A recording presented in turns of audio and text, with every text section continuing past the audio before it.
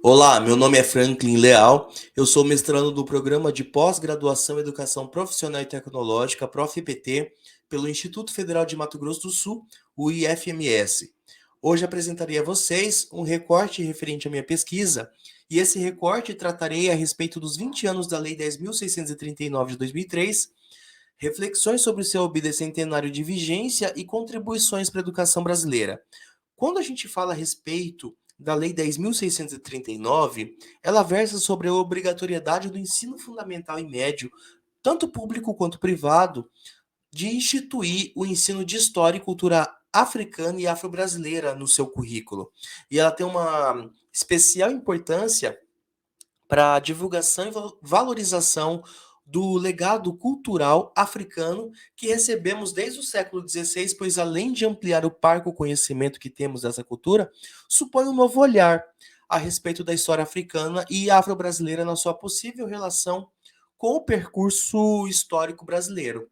E para a gente compreender um pouco mais a respeito dessa perspectiva, a gente precisa fazer uma compreensão dos antecedentes principalmente legais a respeito da história do Brasil, principalmente da Constituição legal do Brasil. E eu quero mostrar para vocês que existe dentro da nossa própria legislação uma estruturação do racismo, que a gente chama de racismo estrutural. O racismo estrutural é quando o Estado ele utiliza de sua força, do seu poder, para criar subdivisões de classes sociais através de raça, etnia, gênero. E eu vou trazer para vocês, a princípio, uma definição do professor Silvio Almeida a respeito do que é racismo estrutural, que ele diz que não é possível compreender o racismo sem pensar seu funcionamento a partir das estruturas estatais, pois é por meio do Estado que se opera com a classificação e divisão das pessoas, e se institui o racismo como uma relação estruturada de legalidade. Nesse ponto, é muito importante que a gente tenha em mente que a formação histórica do Brasil, ela compreende um processo de escravização. O Brasil, hoje, no ano de 2023, tem na sua história mais tempo de país escravista, foram quase 300 anos, do que país democrático. E aqui a gente consegue fazer um recorte jurídico para compreender como se instaurou o processo de racismo estrutural no Brasil e como se ele se alimentou por muito tempo e ainda se alimenta dentro das nossas estruturas. Vou trazer para vocês o recorte jurídico, como esse racismo estrutural ele surge no Brasil. Uma das primeiras legislações que ele versa sobre isso e ele impõe o Estado ele impõe o racismo para o seu povo, e aqui a gente trata, inclusive nesse período, os escravizados como um povo brasileiro, nesse processo, a lei, no ano de 1839, o decreto de número 15, ela proibia de frequentar as escolas públicas todas as pessoas que padeciam de moléstia contagiosas, né? E também os escravos e os pretos africanos, ainda que estes fossem libertos.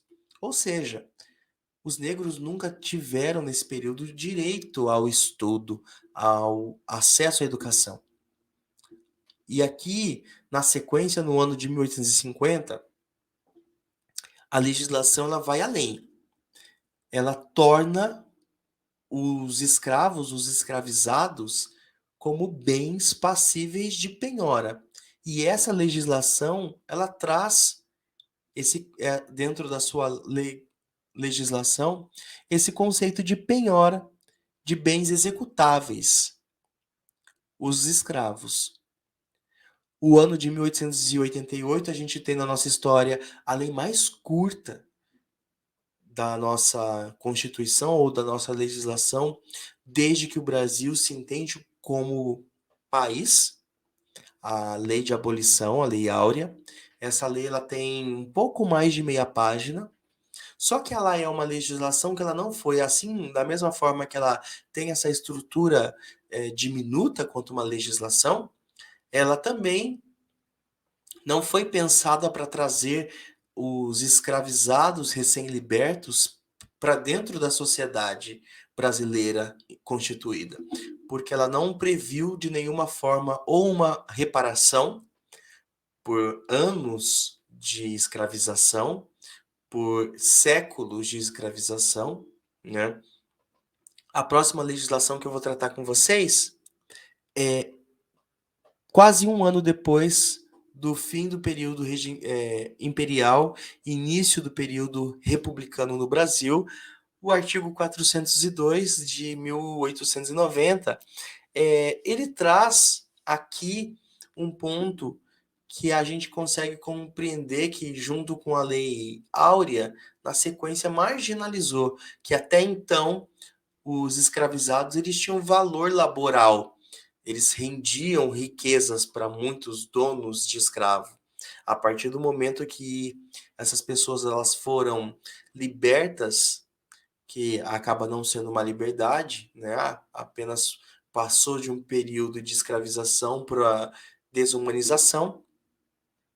Essas pessoas elas perdem o direito, por exemplo, de praticar capoeiragem nas ruas, que isso seria considerado como uma infração grave, passível de 2 a 6 meses de detenção. E aqui começa a nossa percepção de como a legislação para os negros ela tinha uma força, um peso, e aqui a gente começa a apresentar as legislações de benesses para os brancos, porque em algum momento do tempo se quis que o Brasil tivesse um processo de branquização e os negros, eles, a partir do momento que eles não poderiam mais trabalhar gratuitamente, de forma escravizada, deixaram de ter valor. Aqui, no ano de 1911, no decreto de número 9081, no seu artigo 2º, ele traz a seguinte forma: outros brancos europeus vindos de passagens de segunda ou terceira classe pago pela União seriam bem recebidos no Brasil e ainda receberiam uma porção de terra para começar da sua consolidação no país. 1945, a gente tem o Decreto-Lei número 7.967, e aqui ele diz que todo estrangeiro poderá entrar no Brasil desde que satisfaça as condições estabelecidas por esta lei. E aqui a gente precisa chamar muita atenção para a forma que essa lei ela é escrita. Olha só. E aqui a gente precisa chamar muita atenção para a forma que essa lei ela foi redigida. Observem. O artigo 2º atender-se-á na admissão dos imigrantes a necessidade de preservar e desenvolver na composição étnica da população as características mais convenientes de sua ascendência europeia, assim como assim como a defesa do trabalhador nacional, ou seja, apenas Decreto-Lei número 7.967, artigo número 11, todo estrangeiro poderá entrar no Brasil desde que satisfaça as condições estabelecidas pela esta lei. E essa lei ela traz aqui um detalhe muito específico para o tipo de pessoa que poderia vir para o Brasil e ter regalias pagas pela União. No seu artigo 2º, atender-se-á na admissão dos imigrantes à necessidade de preservar a desenvolver na composição étnica da população as características mais convenientes de sua ascendência europeia, assim como a defesa do trabalhador nacional. Já a lei de 1968, a lei número 5.465, no artigo 1º, essa daqui é a primeira lei de cotas existente no Brasil. Quando a gente fala de lei de igualdade, lei de cotas social, aqui existe uma lei de cotas racial estipulada, que é a lei que os estabelecimentos de ensino médio agrícola e as escolas superiores de agricultura e veterinária mantidos pela União reservarão anualmente a preferência de 50% de suas vagas a candidatos agricultores ou filho destes, proprietários ou não de terras que residam com suas famílias na zona rural e 30% que residam na zona urbana. Nesse período, quem poderia ter acesso à terra era somente os imigrantes. E aqui existe já um processo, e também nesse mesmo período existe a Lei da Terra, que dizia que os negros não poderiam ser proprietários de terras no Brasil. E isso caracteriza todo um processo de estrutura racial. Esses são as pessoas que a gente sempre estudou no Brasil como sendo as principais pessoas, as personalidades da história do Brasil. Na verdade, os nossos livros de história, eles sempre cometeram esse equívoco, digamos assim, dentro do processo educacional. E aí os desafios da igualdade racial no Brasil, ele perpassa por vários fatores e por vários caminhos. Quando a gente fala da população brasileira, a população brasileira hoje é formada por pretos e pardos por mais de 54% da população. Já brancos, eles atingem aproximadamente 46% da população. Mas, por exemplo, quando a gente vai fazer uma análise de representatividade das pessoas brancas e pretas, por exemplo, no Congresso Nacional, que é onde as nossas leis elas são tratadas, geridas, desenvolvidas, nós não temos essa representatividade sendo observada na sua composição das casas. Por exemplo, a Câmara dos Deputados Federais, de 513 deputados, 385 são brancos, e no Senado, dos 81 senadores, 67 são brancos. E aqui a gente tem as maiorias minorizadas, tanto negros quanto mulheres não têm uma representatividade dentro do poder para que se possa ter a discussão necessária a respeito da necessidade de implementações de novas legislações de amparo, por exemplo, a Lei 10.639, para sua implementação de fato.